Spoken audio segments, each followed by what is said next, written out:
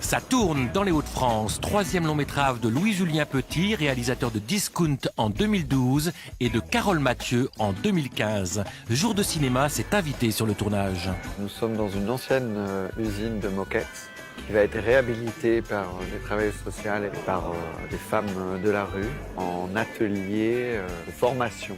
Le film a pour point de départ un livre de Claire Lagenie sur la route des invisibles qui nous rappelle que 40% des SDF en France sont des femmes. J'aime surtout faire des films sur la désobéissance civile et sur des injustices de société. Quand on m'a demandé ce week-end, vous faites un film sur quoi? Et comme ça, j'ai dit un film sur les femmes SDF et il y a quelqu'un qui m'a dit waouh! Un film sur les femmes dans la rue, mais sur le ton de la comédie sociale. Avec une bande d'actrices, Déborah Lukumwena révélée dans Divine, Noémie Lovski, Corinne Maziero et Audrey Lamy.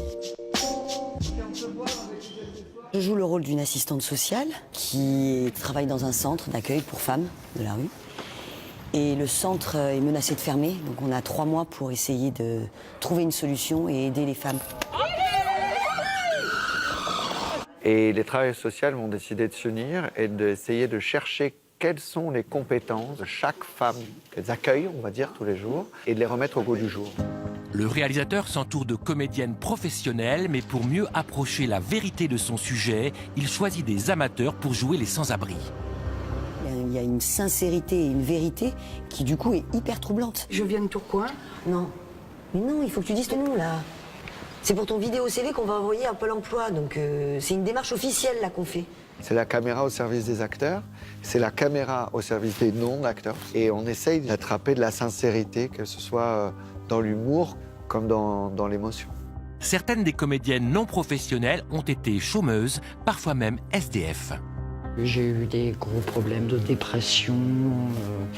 Et en fait, c'est la suite logique. Je travaillais à Buffalo Grill. J'étais grilladine, je me suis fait licencier. Ce qui m'a permis d'être là, c'est parce que j'ai une fée qui était là au bon moment, sinon je ne serais plus là.